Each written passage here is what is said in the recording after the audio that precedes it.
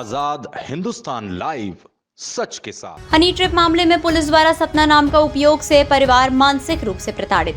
मामले में शामिल मेरे पक्षकार को बिना जांच के बनाया आरोपी। हाईकोर्ट के वकील ने रखा महिला का पक्ष।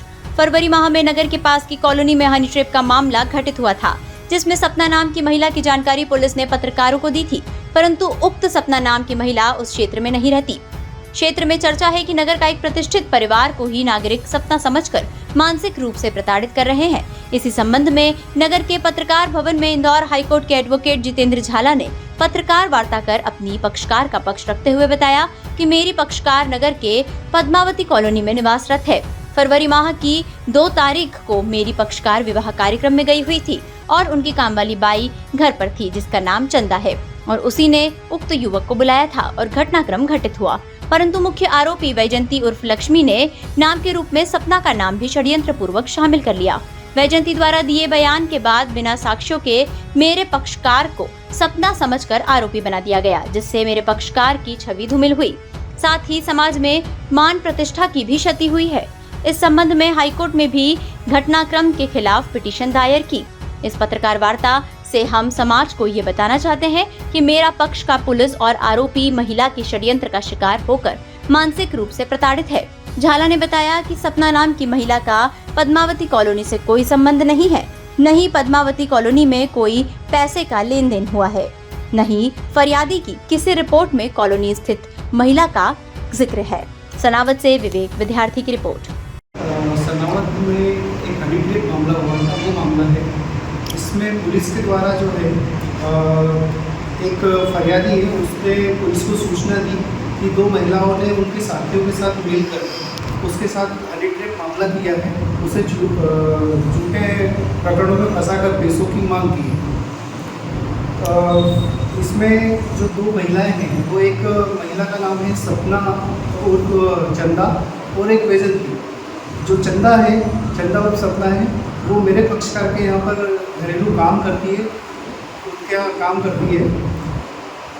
और वैजंती जो है वो इनकी परिचित है, मेरे पक्षकार की परिचित है, और इनकी आपस में झगड़ा हुआ था किसी बात को लेकर, और मेरे पक्षकार के द्वारा वैजंती की शिकायत थाने में पूर्व में की जा चुकी थी। तो इस पूरे प्रकरण में वैजंती जो है उसने मात्र नाम लिया है मेरे पक्षकार को इस प्रकरण में घसीटने का। बाकी मेरे पक्षकार का फरियादी के द्वारा दिया गए हुए आवेदन में नाम है, ना ही मेरे पक्षकार का नाम एफआईआर में है, ना अन्य गवाहों ने मेरे पक्षकार का नाम लिया है।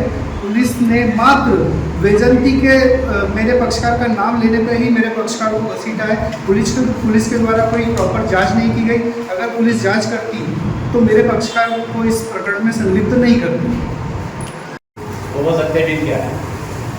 जब ये वीडियो जब मेरे पक्षकार को इस पूरे प्रकरण की जानकारी हुई तो उसने वैजंती को बोला कि आपने मेरा नाम क्यों लिया। तो वैजंती बोली कि मैंने आपका नाम नहीं लिया, फरियादी ने लिया। वीडियो में दोनों देख रहे हैं। हाँ, मैं पूरा बता रहा हूँ आपको।